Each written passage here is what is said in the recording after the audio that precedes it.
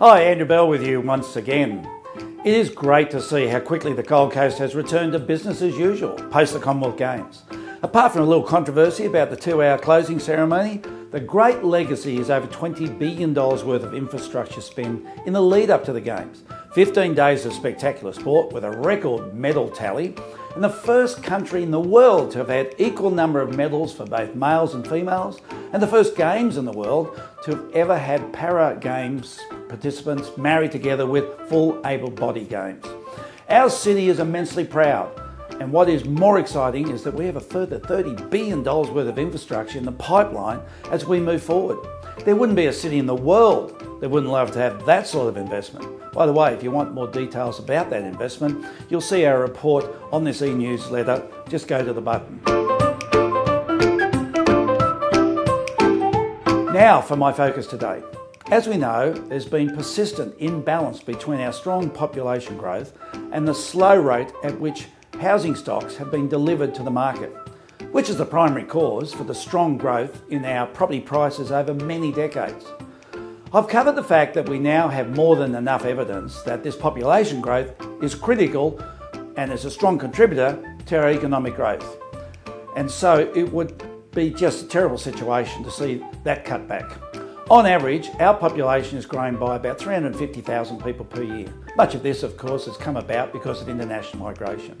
We've had strong surge in our population growth, and that certainly has contributed to the price growth as there is more competition for the limited amount of housing, whether that's the second-hand or new stock. Now, in more recent years, state governments have responded by facilitating growth in new housing supplies through making some progress in increasing the availability of land for housing and also facilitating the construction of higher density dwellings in metropolitan areas. These measures, combined with favourable interest rate settings, have culminated in a record bill of 233,544 new dwelling commencements in the year 2016. This level exceeded the previous one set in 1994 by 25% and is also 37% higher than the average build of this current century. Critically, for the first time since 2003, the number of homes built in Australia has come close to fulfilling the needs of Australia's growing population.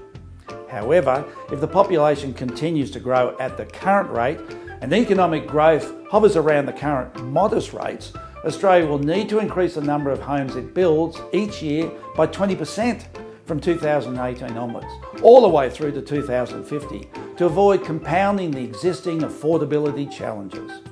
We should also note that if Australia's household income growth returns to a rate above its long-term average, this would generate further housing demand. If this does happen, then Australia will need to build in excess of 250,000 homes each year, on average, simply to ensure that the current affordability challenge is not amplified. Now, bear in mind that Australia has built only 175,000 dwellings per year on average over the past 17 years, so that is quite some challenge. Nearly all three levels of government, being local, state and federal, need to come together for some combined policy around this to improve the delivery of residential land and speed up the approval process for new homes. I guess all of the above certainly does give some confidence to those investing in real estate, that real estate prices are unlikely to see any significant downward pressure because the fundamentals just don't support that. We will get the occasional seasonal effects, but the underlying trend is very supportive of real estate prices for decades to come. I trust all is well in your world, and until I'm back with you in a fortnight's time, stay safe.